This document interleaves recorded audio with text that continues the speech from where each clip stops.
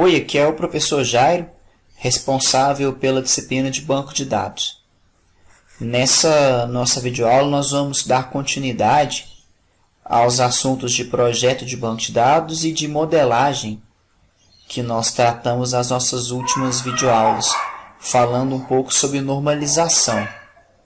Então, nessa nossa videoaula, o objetivo é apresentar os conceitos de normalização e as formas normais, que é um assunto que é abrangido em todo o curso que vocês, como futuros professores, vão ministrar com conceitos iniciais de banco de dados.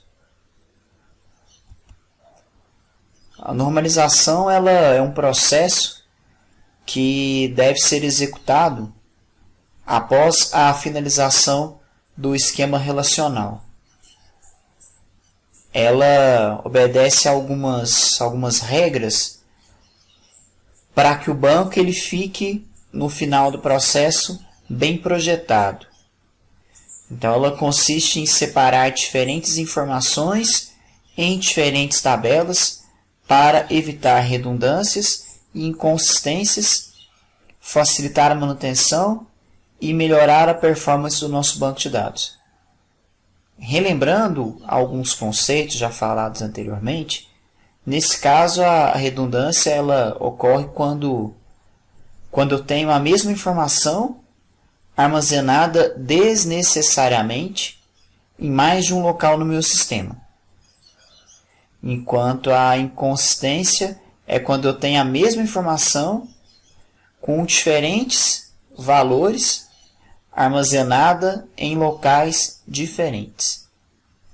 O processo de normalização ela vai evitar esses erros através desse banco melhor projetado, através desse banco, digamos, otimizado, com os dados armazenados de uma maneira que fique mais simples, até mesmo para a visualização das tabelas e principalmente mais eficiente.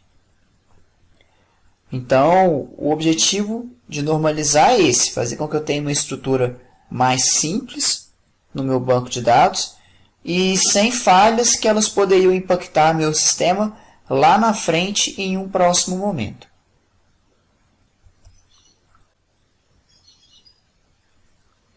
O processo de normalização ele é constituído de vários passos, que são chamados de formas normais.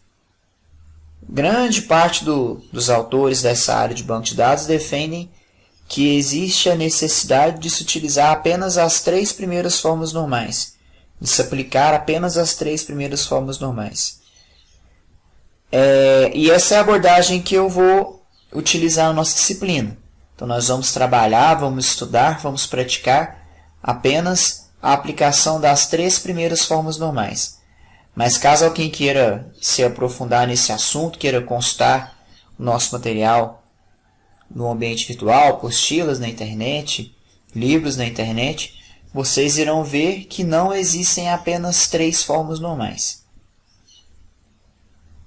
A primeira forma normal, ela tem como principal objetivo evitar a existência de dados repetidos. A ideia, então, é que, depois da aplicação da primeira forma normal, cada linha da minha tabela ela deve representar apenas um registro, e cada célula da minha tabela deve contar com apenas um único valor. Primeira forma normal, ela elimina esses atributos que possam ser multivalorados ou compostos, para exemplificar melhor o que seriam esses atributos multivalorados e compostos e como evitar essa questão de dados repetidos, eu coloquei essas tabelas no nosso slide. A primeira tabela, aqui na parte superior, é uma tabela básica, igual a várias outras que nós vimos nas aulas anteriores, que apresentam um cadastro simples de clientes. Não sei se vocês já puderam notar, mas eu tenho aqui nessa minha tabela 2 inconsistências. A primeira delas, nós vamos ficar atentos a essa coluna, a esse atributo telefone. Vocês podem ver que o campo telefone ele tem mais de um valor armazenado no mesmo registro. Por exemplo, eu tenho aqui o meu cliente Antônio, que ele tem 3 telefones armazenados. Tenho aqui abaixo a cliente Joana, que tem 2 telefones armazenados. Para eliminar essa repetição de valores do atributo telefone, eu vou criar uma alternativa que eu possuo, é criar uma tabela própria para telefones, que é essa tabela que está na parte inferior esquerda do nosso slide. Então eu desmembrei minha tabela de clientes, criando essa minha tabela de telefones, com o campo que é o ID telefone, outro campo que é o meu telefone propriamente dito, e eu tenho aqui também um campo ID que identifica de quem é o telefone da minha tabela. Então, os 3 primeiros telefones aqui dispostos têm o ID 1, porque são os telefones do meu primeiro cliente, que é o cliente Antônio. Depois aqui, os meus 2 telefones com ID 2 são os telefones da minha cliente Joana. Então, dessa maneira, criando essa tabela paralela de telefone, eu resolvi o problema do meu campo telefone, que era um campo multivalorado. Por que multivalorado? Porque eu tinha diversos valores para o mesmo registro. Então, eu tinha o registro Antônio e 3 valores distintos para esse atributo telefone. A minha segunda inconsistência, que será eliminada também na minha primeira tabela, ela ocorre na minha coluna endereço. Vocês podem ver que a minha coluna endereço ela se trata de um atributo composto. Por que um atributo composto? Porque ele tem várias informações dispostas nesse campo. Então, o meu campo endereço ele tem um endereço completo, que com o nome da rua, o número, o bairro, a cidade, o estado. Então, é um atributo composto, porque eu tenho diversas informações no mesmo campo. Para regularizar essa situação, uma das alternativas seria desmembrar, então, o meu campo endereço em diversos outros campos, que é o que é feito na minha nova tabela de clientes aqui no canto inferior direito da nossa tela.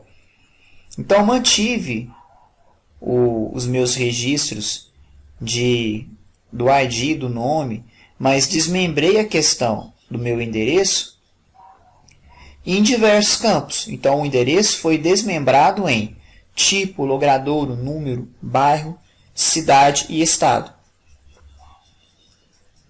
Com a minha tabela de clientes, removendo essas 2 inconsistências e criando essas 2 tabelas abaixo como resultado, eu digo que as minhas 2 tabelas abaixo estão normalizadas de acordo com a primeira forma normal.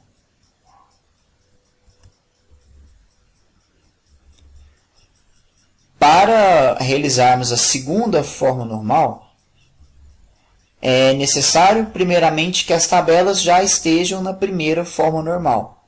Esse processo de normalização das 3 formas normais, ele sempre ocorre dessa maneira. Para que eu execute a segunda forma normal, é necessário que a primeira já esteja concretizada. E depois, quando eu for executar a terceira, é necessário que a primeira e a segunda já tenham sido executadas também. Na segunda forma normal, normalizar segundo a segunda forma normal, consiste em é necessário que eu não tenha mais nenhuma dependência funcional parcial. O que seria uma dependência funcional parcial? É necessário que os atributos que não são chave da minha tabela, eles devem depender de toda a minha chave composta da tabela.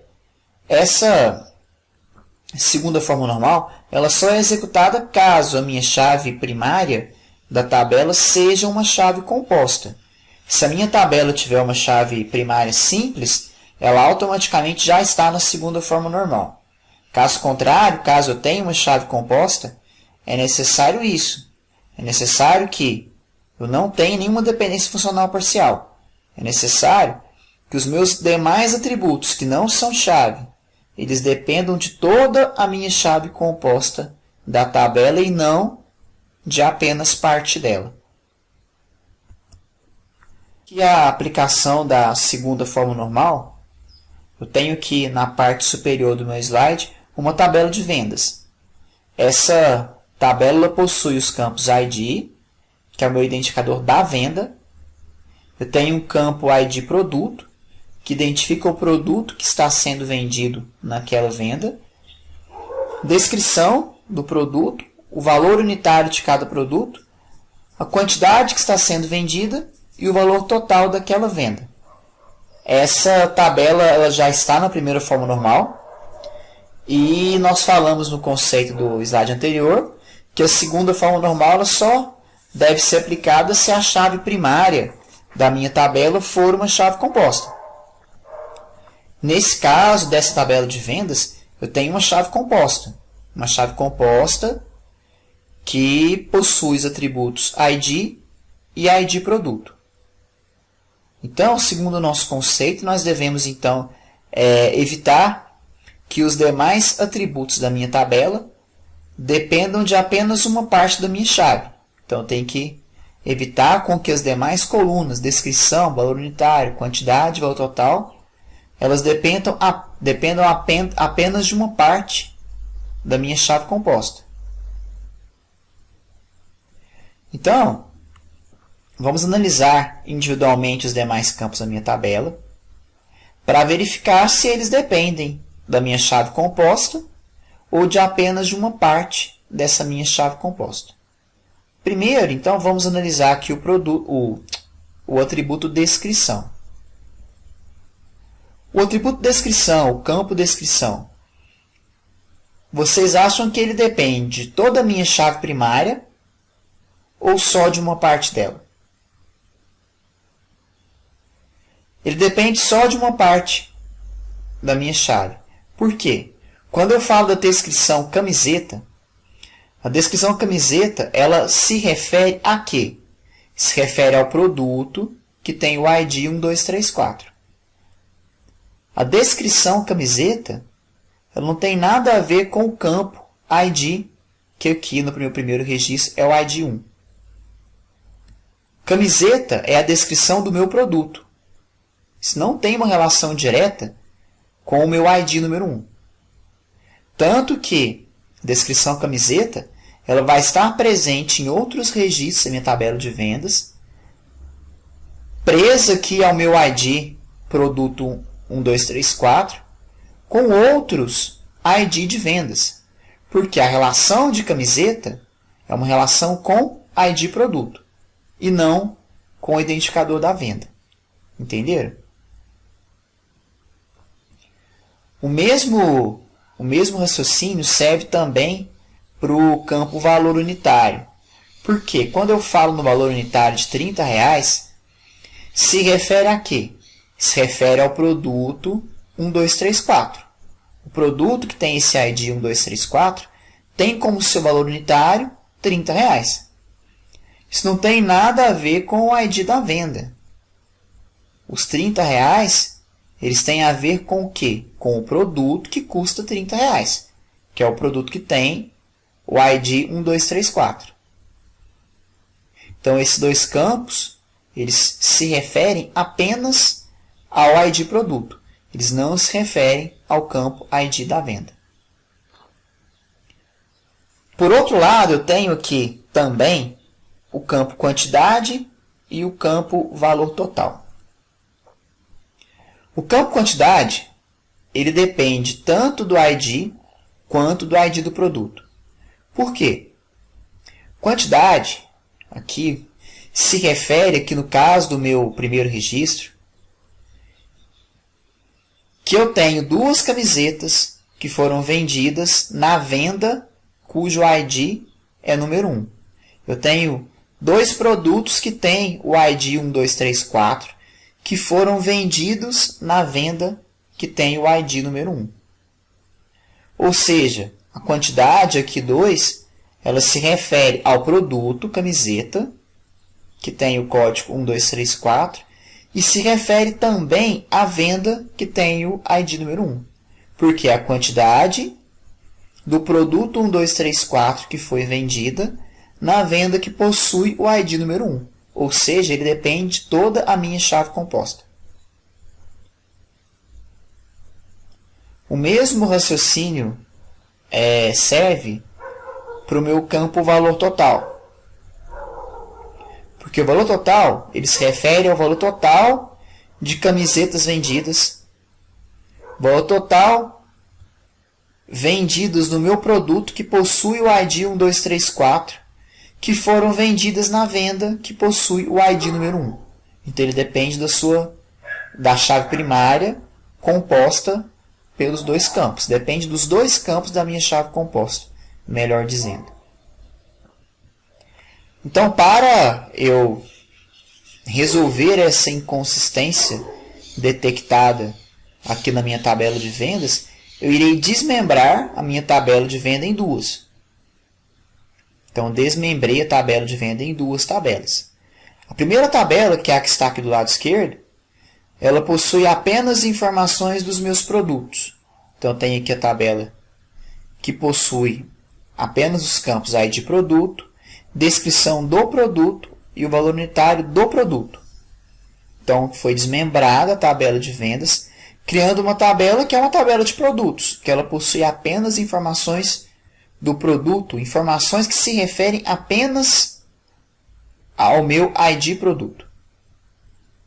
E mantive aqui uma tabela de vendas, suprimindo os 2 campos que foram removidos, e ela possui então como campos para ela meu ID, que é o ID da venda, o ID do produto, a quantidade vendida e o valor total. Então, mantive nessa minha tabela de vendas, além do meu campo chave composta, os meus 2 outros campos que dependem dos meus 2 itens, da minha chave composta completa, pelos 2 campos.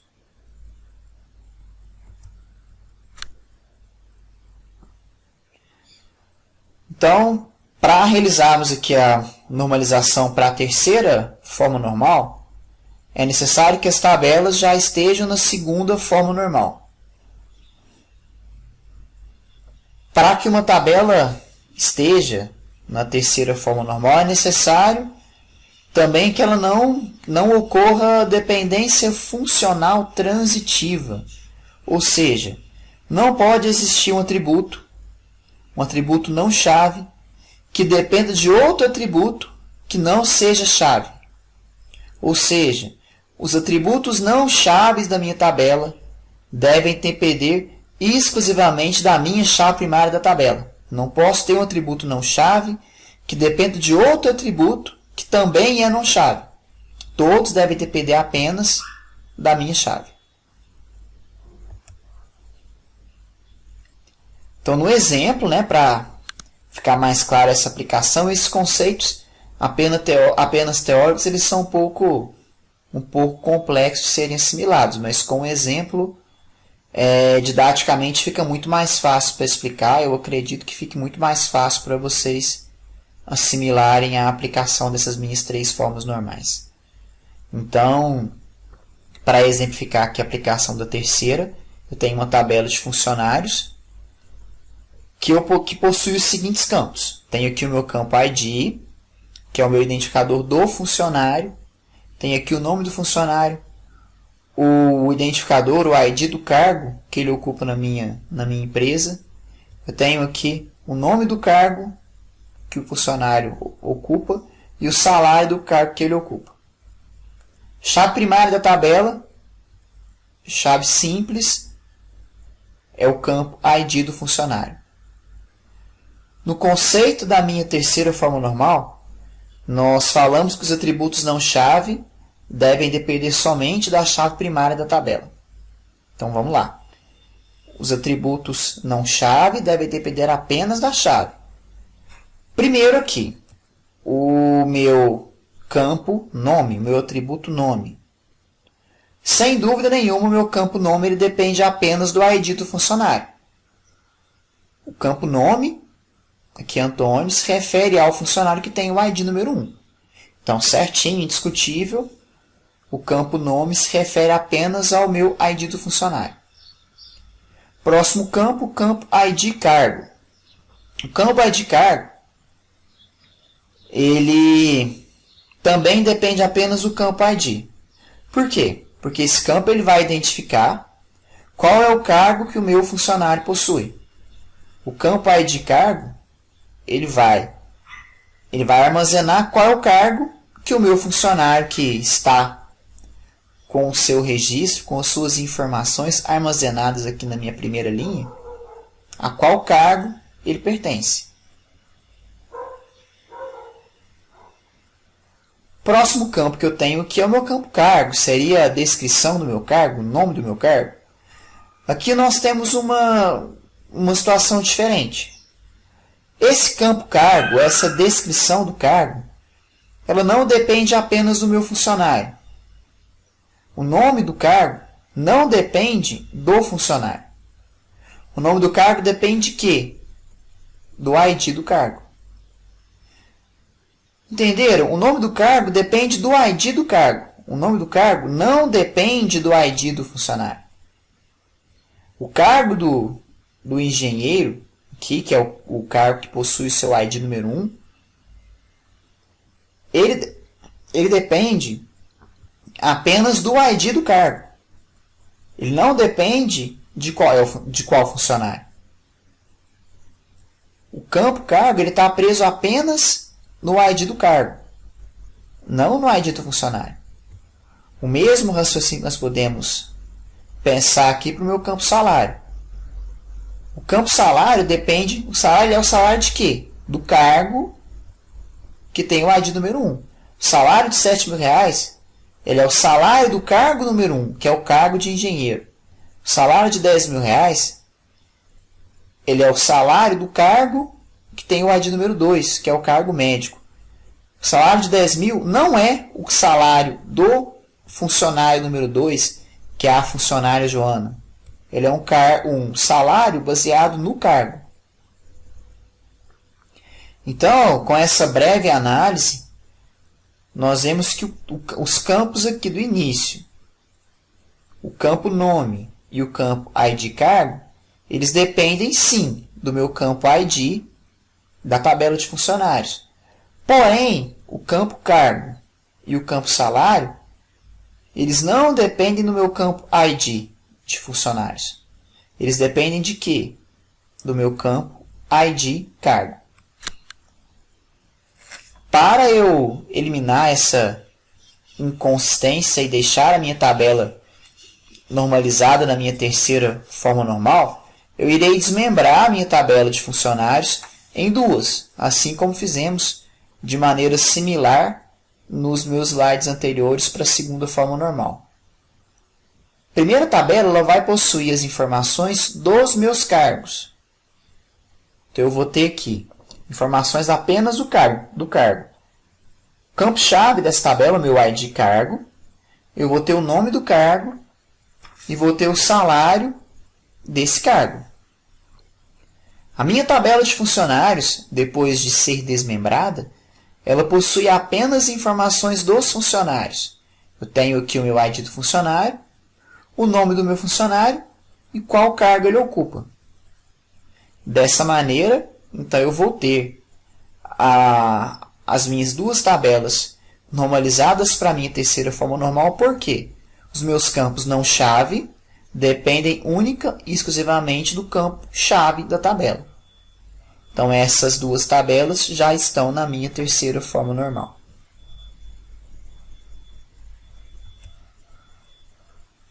Segue abaixo aqui a referência de onde foram tiradas essas tabelas que eu utilizei nos slides da videoaula. E eu aproveito também para agradecer vocês por estar assistindo esse material que eu elaborei. E me coloco à disposição também para tirar qualquer dúvida que possa ter aparecido sobre esse assunto.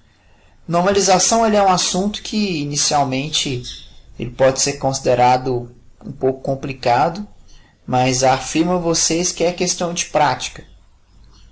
Se vocês executarem esse processo em vários bancos, vocês vão ver que com o passar do tempo isso vai ser bem automático. E é um processo que ele é muito importante, é importantíssimo, porque na maioria dos casos o projeto inicial do banco ele pode possuir várias tabelas que possuem vários e vários campos que não estão normalizados, não estão projetados da melhor maneira possível. Fazendo a normalização, a tendência é que essas tabelas possam ser desmembradas durante o processo para uma estrutura que com certeza será bem mais eficiente em vários aspectos, principalmente performance e prevenção de vários erros que com certeza só vão ser detectados lá na frente se a normalização não for executada. E lá na frente, quando se trata de um projeto de um banco, lá na frente já é um pouco tarde. Então, muito obrigado.